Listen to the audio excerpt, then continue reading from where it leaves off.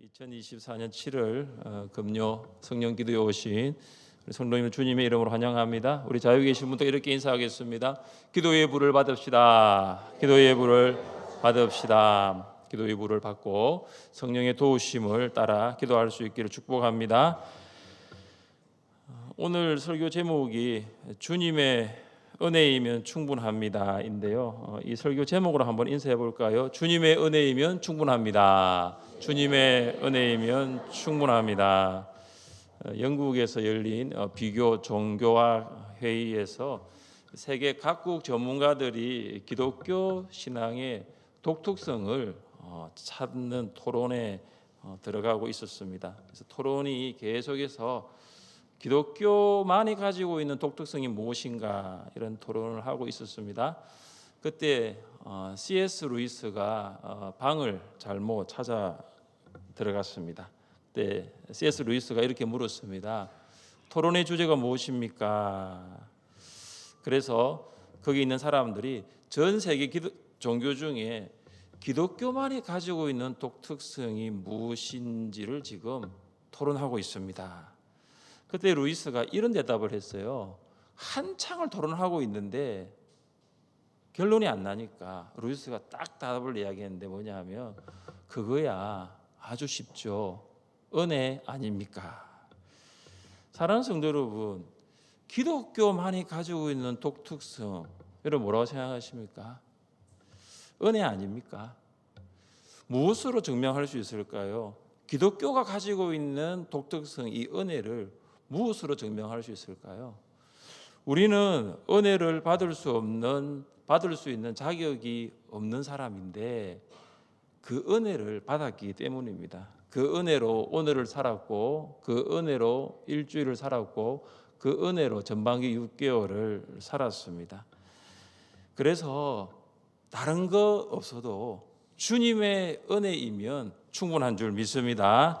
우리 한 번 더 인사해 보겠습니다. 한 번 더 인사합시다. 주님의 은혜이면 충분합니다. 주님의 은혜이면 충분합니다. 자, 오늘 여러분과 그러면 왜 주님의 은혜이면 충분할까 말씀을 나누기로 합니다. 첫째, 주님의 은혜로 구원 받았기 때문입니다. 그래서 은혜이면 충분합니다. 한번 따라해 보겠습니다. 주님의 은혜로 구원받았습니다. 주님의 은혜로 구원받았습니다. 주님의 은혜로 구원받았으니 은혜이면 충분한 것입니다. 사도 바울은 구원받기 전 자신이 어떤 사람이라고 고백하고 있습니까? 13절입니다. 내가 전에는 비방자요 박해자요 폭행자였으나 도리어 긍휼을 입은 것은 내가 믿지 아니할 때에 알지 못하고 행하였음이라.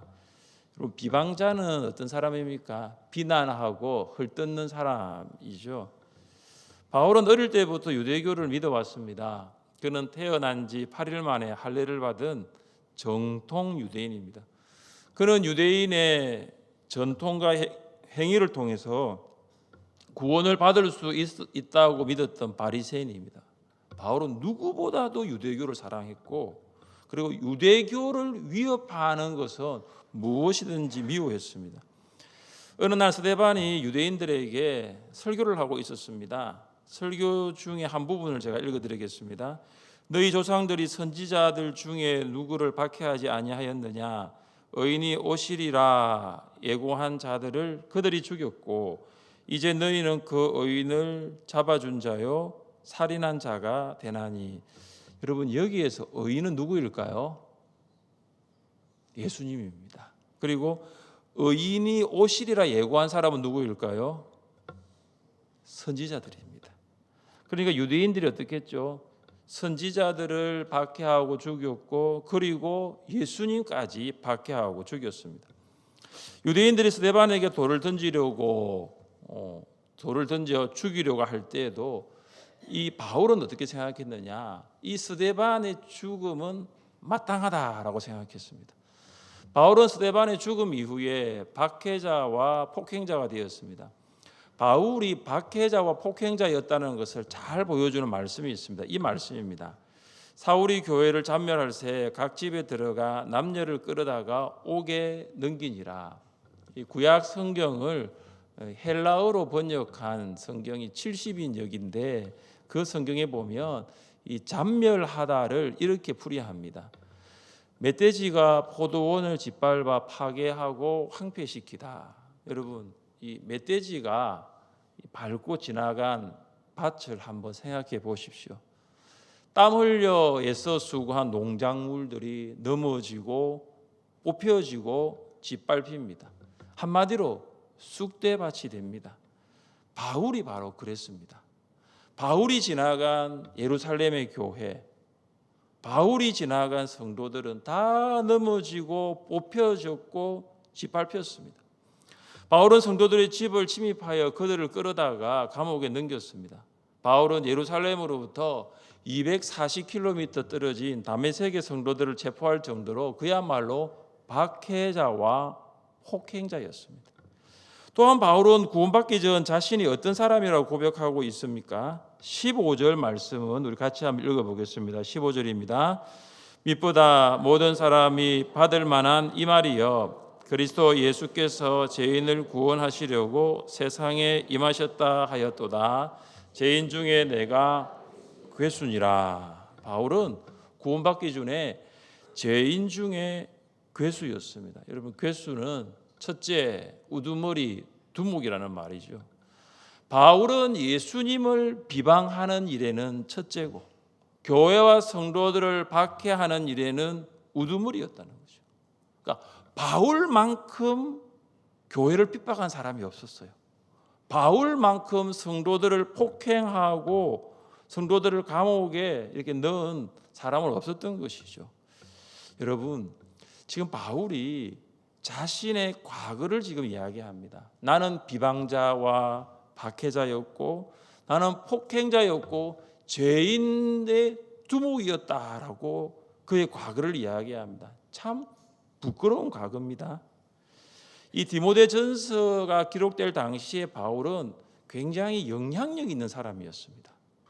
교회와 성도들에게 영향 있는 사람이었고 그리고 로마 제국과 이방인들도 바울을 주목하고 있었어요. 그러니까 인지도가 굉장히 있는 사람이었습니다. 그런 바울이 나는 비방자와 박해자였다. 나는 폭행자와 심지어 죄인 중에 두목이라고 자신을 언급합니다. 사람들이 이것을 들으면 바울을 비웃거나 손가락질을 할 수 있습니다. 바울의 인기가 급속히 추락할 수 있습니다. 그런데 바울은 과거를 숨기지 않습니다. 과거를 축소하지 않습니다.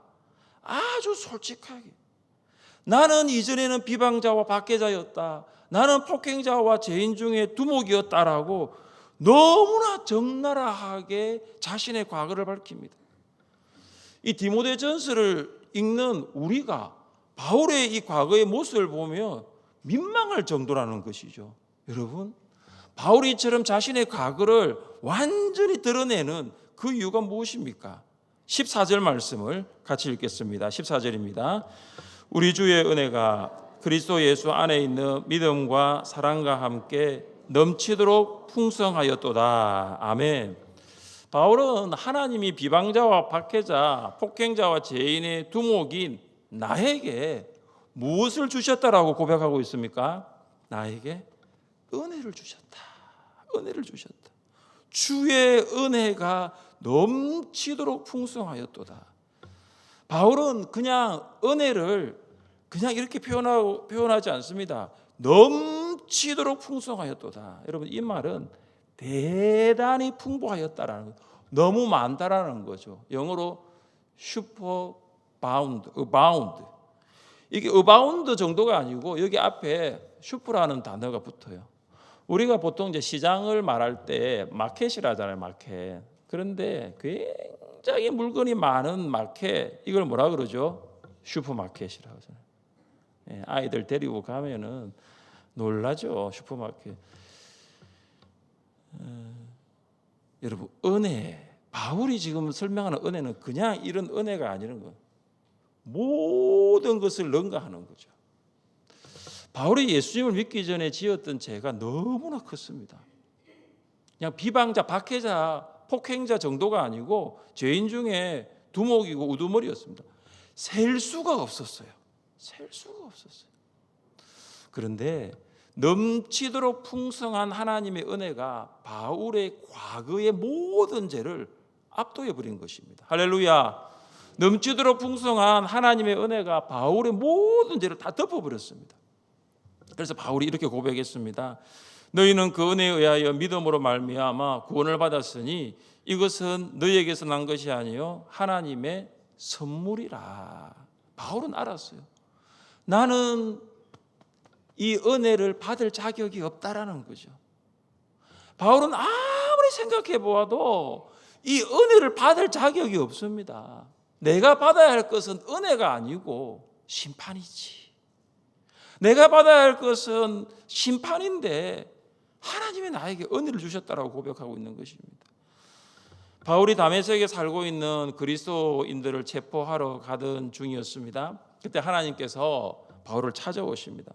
바울은 눈을 뜰 수 없을 정도로 강력한 빛이 하늘로부터 그를 비추었습니다. 그 빛은 해보다 더 밝은 빛이었습니다. 지금까지 살아오면서 한 번도 보지 못했던 빛이었습니다. 여러분, 그 빛이 뭐냐? 그 빛이 바로 은혜입니다. 은혜의 빛이 바울을 비추는 순간 지금까지 바울이 지었던 모든 죄, 비방자와 박해자와 폭행자와 죄인 중에 괴수라고 이야기하는 그 모든 죄가 다 사라져버린 거죠. 하나님의 은혜가 비치니까 모든 과거의 죄가 없어진 것입니다. 할렐루야. 사랑하는 성도 여러분, 여러분 구원받기 전 어떤 모습으로 살았습니까? 혹시 여러분 교회를 향하여 침을 뱉고 교회를 향하여 삿대질을 하며 교회를 향하여 욕을 퍼부은 적 있습니까?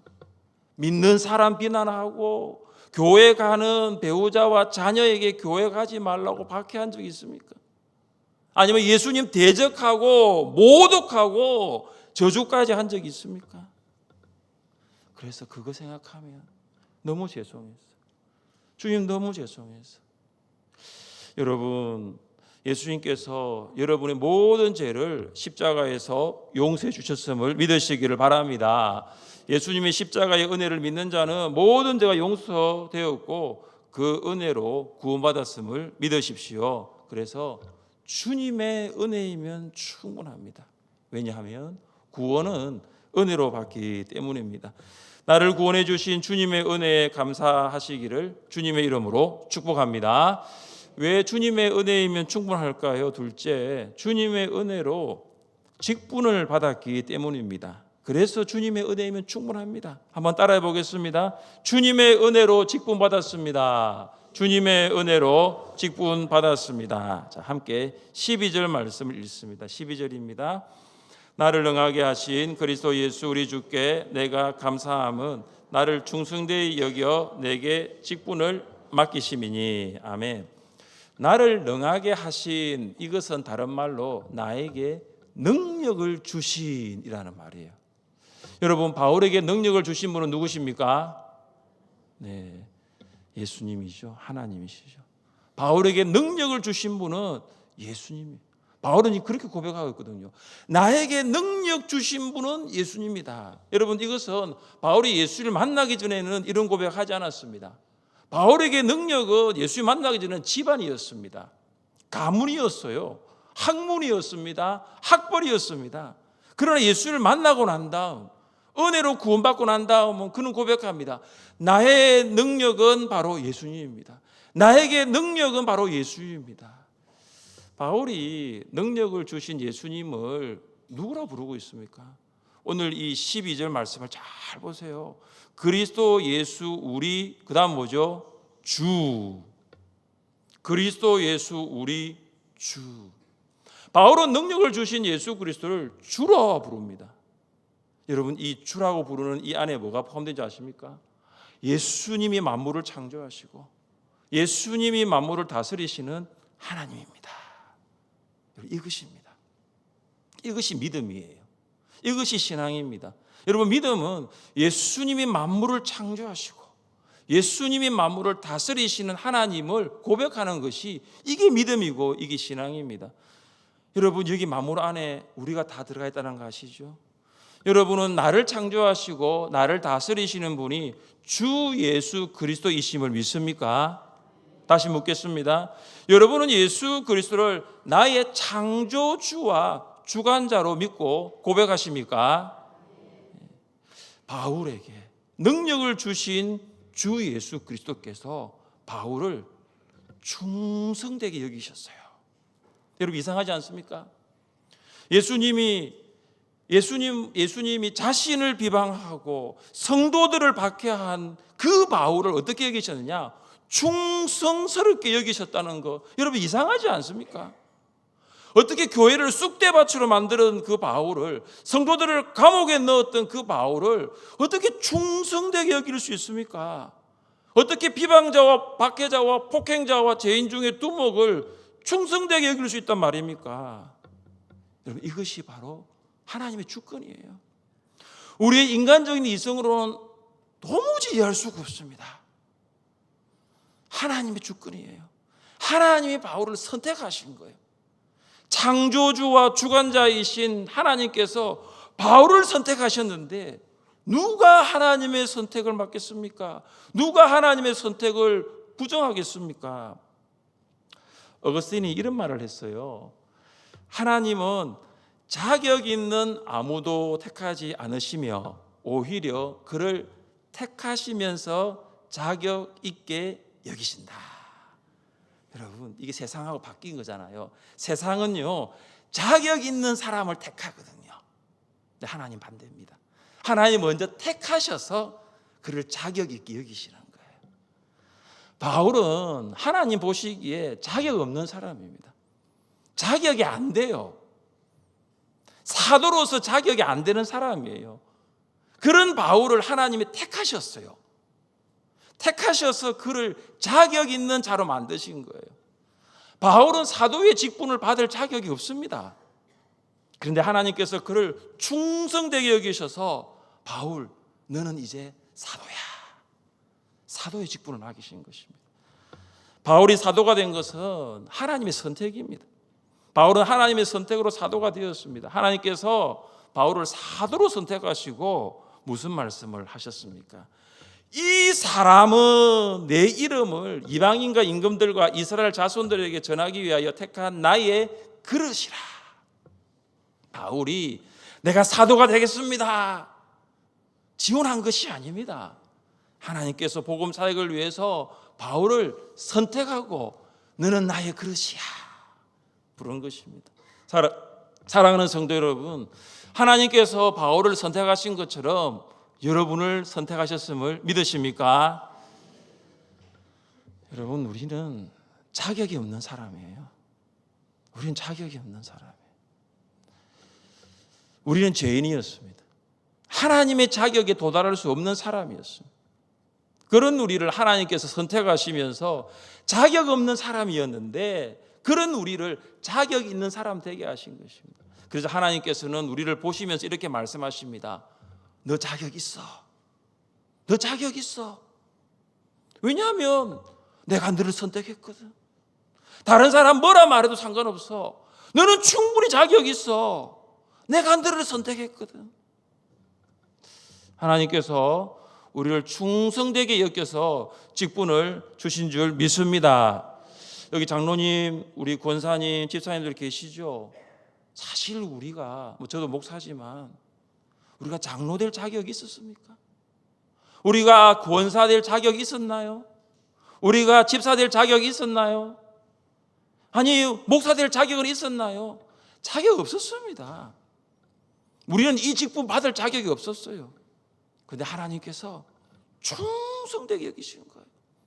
내 안에는 전혀 그런 자격이 없는데 하나님께서 충성되게 여기시는 거예요. 여러분 이것이 은혜입니다. 이것이 주님의 은혜입니다.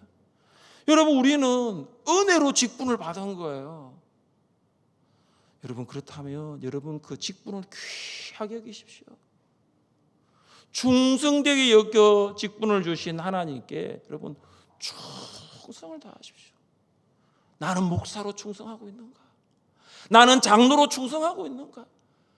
나를 충성되게 여기셔서 나를 집사와 권사로 세우신 하나님께 나는 정말로 충성하고 있는가? 여러분 직분은 은혜로 받은 것입니다. 그래서 은혜이면 충분한 거예요. 왜 주님의 은혜이면 충분할 것이었지? 주님의 은혜로 모범이 되었기 때문입니다. 그래서 주님의 은혜이면 충분합니다. 한번 따라해 보겠습니다. 주님의 은혜로 모범이 되었습니다. 주님의 은혜로 모범이 되었습니다. 16절 말씀을 같이 읽겠습니다. 16절입니다. 그러나 내가 긍휼을 입은 까닭은 주를 믿어 영생 얻는 자들에게 본이 되게 하려 하심이라. 아멘.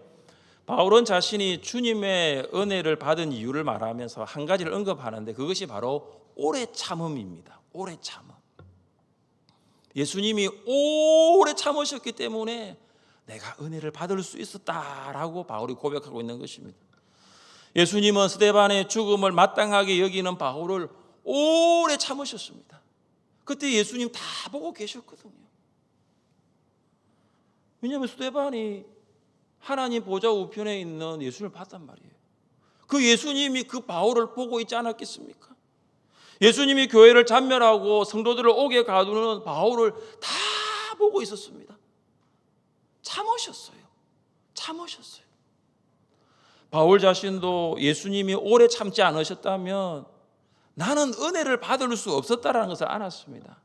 여러분, 은혜 받기까지는 시간이 필요해요. 여러분, 시간이 필요합니다.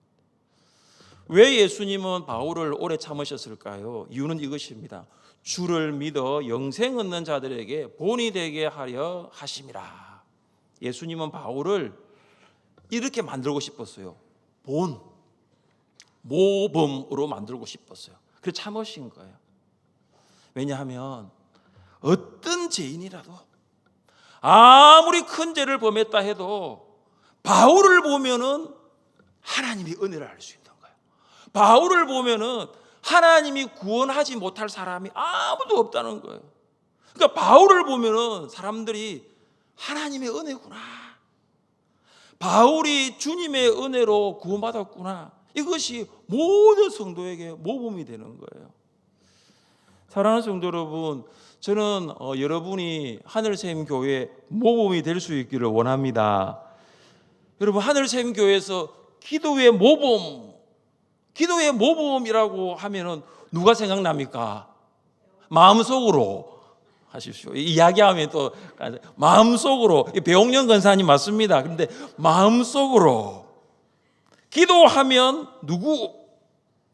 하늘샘교회에서 전도하면 누가 떠오릅니까? 마음속으로. 네, 앞에 옆에 지금 다 계신데요. 전도하면 누구? 하늘샘교회에서 섬김, 사랑하면 누가 떠오릅니까? 하늘샘교회에서 큐티, 말씀, 양육, 훈련하면 누가 생각납니까? 저는 오늘 금요 성령기도에 오신 여러분들이 제가 방금 이야기했던 기도의 모범, 전도의 모범, 성경과 사랑의 모범, 큐티, 제가 언급하는 것도 많습니다. 그런 신앙의 모범이 될 수 있기를 바랍니다. 이 모범은요, 오래 참으시는 주님의 은혜로 되는 거예요. 지금은 내가 모범이 되지 않을 수 있어요. 그러나 예수님은 지금도 여러분을 오래 참고 기다리십니다. 어떻게? 하늘샘의 모범이 되기 위해. 오래 참으시는 예수님처럼 여러분도 오래 참을 수 있기를 바랍니다. 여러분, 목원들, 여기 목자님들 계신데 목원들 보면 어떻습니까? 마음에 들지 않는 목원들이 있을 수 있잖아요, 그죠? 이렇게 사인을 주고받고 있는데요. 네, 내가 만나 이렇게 하고 있는데 그렇게 해도 되고 안 해도 되고요. 그러니까 목자의 그 수준에서 목원들을 보면요, 마음에 들지 않을 수 있습니다. 그런데 그 목자도 목원이었을 때 그랬다는 사실. 그때 그 목자가 오래 참았으니까 지금 목자가 된 거예요. 그러니까 내가 지금 오래 참으면 지금 그 목원도 나처럼 목자가 될 수 있는 거죠. 우리 교회학교 선생님들 많이 오셨는데요, 우리 교사들의 마음에도 드는 학생이 있지만은 또 들지 않는 학생이 있을 수 있잖아요. 예수님의 오래 참음을 생각하십시오. 예수님이 오래 참지 않으셨다면 지금 여기에 과연 있을 수 있는 사람이 몇 대일까요? 거의 없을 거예요.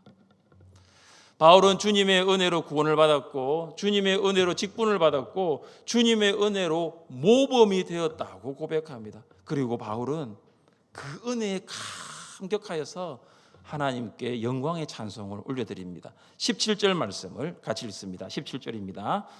영원하신 왕 곧 썩지 아니하고 하나님께 존귀와 영광이 영원무궁하도록 있을지어다. 아멘. 바울은 하나님을 왕으로 고백합니다. 근데 그 왕을 어떤 왕으로 하냐고 하면 영원한 왕이라는 거죠. 그럼 바울이 이 디모데전서를 쓸 당시에 로마를 다스리는 왕은 네로였습니다. 근데 바울이 지금 누구를 왕으로 고백하냐면 네로가 아니라 바로 하나님을 왕으로 고백합니다. 17절에 기록된 왕의 특징이 네 가지가 있습니다. 하나님은 썩지 않는 왕, 다른 말로 변하지 않는 왕입니다. 하나님은 어떤 왕이냐? 보이지 않는 왕. 하나님은 홀로 한 분이신 유일하신 왕. 17절은 하나님의 은혜에 감사하면서 가슴으로부터 터져 나오는 영광의 찬송이에요. 그러니까 바울은 하나님의 은혜를 묵상할 때마다 찬양하지 않을 수가 없는 거예요. 하나님을 모독하고 교회와 성도들을 박해하던 나를 위해서 행하신 하나님의 일들을 생각하니까 찬송 외에는 다른 무엇으로 표현을 할 수가 없었습니다. 그래서 바울은 하나님을 영원하신 왕입니다. 하나님은 영원토록 다스리시는 왕입니다. 이렇게 고백하고 있습니다. 미국의 대부흥 운동을 이끌었던 조나단 에드워즈는 신앙생활을 하면서 확신과 기쁨을 잃어버린 적이 있었습니다. 우리 수요일에 우리 설교 들을 때 조나단 에드워즈 기억나시죠? 아버지 목사님이었어요. 그리고 모태신앙으로 자랐고요. 그런데 신앙생활 하다 보니까 확신이 흔들리고 기쁨이 없었던 거죠. 습관적으로 죄를 지었습니다. 그의 생활은 뒤죽박죽이었습니다. 그때 조나단 에드워즈가 성경을 읽기를 시작하는데 디모데전서를 읽습니다. 그리고 디모데전서 1장 17절에서 멈추었습니다. 영원하신 왕 곧 썩지 아니하고 보이지 아니하고 홀로 하나이신 하나님께 존귀와 영광이 영원무궁하도록 있을지어다. 아멘. 이 에드워즈가 이 구절을 읽는데 여러분, 에드워즈는 1700년대 사람이거든요. 근데 이 디모데전서를 기록한 바울은 1세기 사람이에요. 이 간극이 약 1600년, 1700년이 있는데 이 구절을 읽는데 바울이 고백했던 그 영원하신 그 하나님이 내 하나님으로 다가온 거예요. 그 하나님이 지금도 살아계시고 그 영원하신 하나님이 내 삶 속에 역사하시고 그 영원하신 하나님이 나를 회복시키시기를 원하신다는 것을 그때 에드워즈가 알게 되었어요. 저는 오늘 이 디모데전서 1장 17절 말씀을 통해서 믿음의 회복이 필요한 성도들에게 하나님께서 이 말씀을 통해서 다시 믿음이 회복되게 하실 줄 믿습니다. 여러분, 영원하신 왕이에요. 네로는요, 통치 기간이 유한하였습니다. 그러나 하나님은 영원하신 왕이에요. 사랑하는 성도 여러분, 주님의 은혜이면 충분합니다. 여러분, 다른 것 구하지 말고 은혜를 구하십시오. 나를 구원하신 주님의 은혜, 나에게 직분을 주신 주님의 은혜, 부족한 나를 통하여 성도들의 모범이 되게 하신 주님의 은혜입니다. 여러분, 주님의 은혜이면 충분합니다. 이 밤 주님의 은혜를 깊이 묵상하고 또한 찬양하며 기도하는 시간 될 수 있기를 주님의 이름으로 축복합니다.